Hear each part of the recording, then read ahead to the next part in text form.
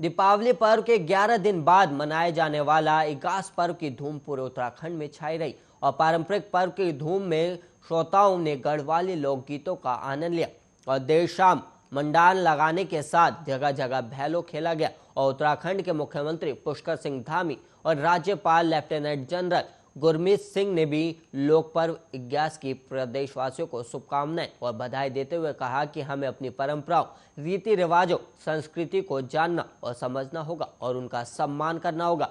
हमारी सुंदर परंपराओं में क्या गहराई और विजन है, इसे नई पीढ़ियों को भी बताना होगा। राजधानी देहरादून सहित पूरे राज्य में इगास पर्व धूमधाम से मनाएगा और शाम होते ही घर रंग बिरंगी लाइटों से जगमगा उठे और दीपक की रोशनी से रविवार की शाम चमक उठी और खूब पटाखे चलाए गए और ऐसा लगा मानो कि रविवार को ही दिवाली मनाई गई हो। और इग्यास के मौके पर देहरादून में कई कार्यक्रम भी आयोजित किए गए जिसमें लोक कलाकारों ने अपनी नृत्य कला से चार चांद लगा दिए और ऋषिकेश में त्रिवेणी घाट में इगास पर्व मनाया गया। विधानसभा अध्यक्ष प्रेमचंद अग्रवाल ने कार्यक्रम का शुभारंभ किया और कार्यक्रम में उत्तराखंडी लोक गायक धूम सिंह रावत, पदम गोसाई ने गढ़वाली गीतों की प्रस्तुति की और इस दौरान प्रसिद्ध हास्य कलाकार घन्नाबाई ने अपने हास्य व्यंग की प्रस्तुति से श्रोताओं को लोटपोट कर दिया और कार्यक्रम में सांस्कृतिक विभाग की ओर से नंदा देवी राजजात यात्रा का जीवन प्रस्तुति दी गई।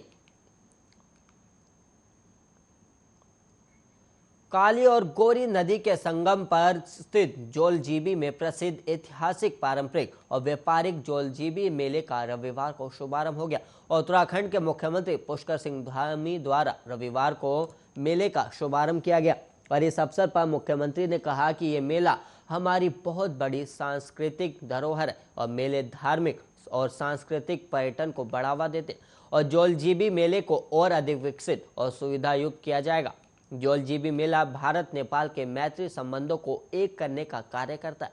मेले हमारी धरोहर और संस्कृति के द्योतक हैं और उन्हें हमें आगे बढ़ाते हुए जीवित रखना है। मुख्यमंत्री द्वारा विभिन्न घोषणाएं भी की गई जिसमें चामी से मेतली तक मोटर मार्ग का निर्माण, जोलजीबी में स्वास्थ्य केंद्र का निर्माण, जोलजीबी से वनराजी जनजाति बस्ती गाना गांव पचकाना ढूंगा तोली तक सड़क का निर्माण, मवानी दवानी से मनीधामी मोटर मार्ग का निर्माण, बसंतकोट से मुन्ना घरधार उच्छती तिलम तक मोटर मार्ग का निर्माण किया गया। और वहीं आपको बता दें कि बाढ़ सुरक्षा हेतु तटबंध निर्माण की भी घोषणा की गई। मुंशियारी बरारगाड़ के बाई और खेत भराड़ा गांव में बाढ़ सुरक्षा हेतु तटबंध निर्माण, एलोपैथिक चिकित्सालय तेजम का उच्चीकरण, मलधार से मरडलकिया तक मोटर मार्ग का निर्माण, ऐसे तमाम घोषणा की गई। जोलसीबी में बुनकर भवन का निर्माण, एलोपैथिक चिकित्सालय भ्रम हेतु कार्रवाई करने, स्थानीय लोगों की सहानुभूति पर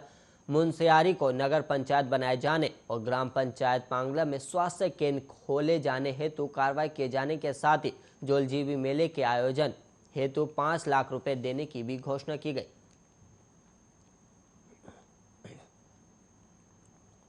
उत्तराखंड की राजधानी में वायु स्तर में मौजूद खतरनाक तत्वों का स्तर खतरनाक बना हुआ है और दीपावली के बाद सामान्य तौर पर वायु प्रदूषण का स्तर बढ़ता है। हालांकि पिछले कुछ दिनों के दौरान इसमें कुछ कमी आई है और लेकिन अब दिल्ली में खराब हुई हवा के कारण उत्तराखंड पर भी असर पड़ने का खतरा जताया जा रहा है। उत्तराखंड की राजधानी देहरादून में कई दिन बाद भी प्रदूषण के स्तर में सुधार नहीं आया। दीपावली के बाद वायु प्रदूषण और एयर क्वालिटी इंडेक्स में जो उछाल आया वो अभी भी बना हुआ है और इसके कारण देहरादून में भी सांस लेने में घुटन का खतरा बढ़ा हुआ है। डॉक्टरों के अनुसार हवा में मौजूद ये खतरनाक तत्व नुकसान पहुंचा सकते हैं, विशेषकर सांस संबंधित समस्याओं वाले मरीजों को इसके कारण परेशान होना पड़ सकता है।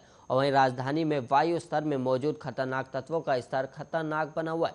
दीपावली के बाद सामान्य तौर पर वायु प्रदूषण का स्तर बढ़ता है। हालांकि पिछले कुछ दिनों के दौरान इसमें कुछ कमी जरूर आई, लेकिन अभी दिल्ली में खराब हुई हवा के कारण उत्तराखंड पर भी असर पड़ने का खतरा जताया जा रहा है। अगर ऐसा हुआ तो लोगों को ज़्यादा परेशानी झेलनी पड़ सकती है। अभी एयर पोल्यूशन API के मुताबिक देहरादून में AQI 86 बना हुआ है जो संतोषजनक है और वहीं PM 2.5 का AQI और 449 सवेरे PM का 10 का AQI 425 बना हुआ जो बेहद खतरनाक स्तर पर है। और इसके अलावा हवा में 65% नमी भी बनी हुई है। केवल O3 AQI के स्तर पर ही संतोषजनक कमी आई है।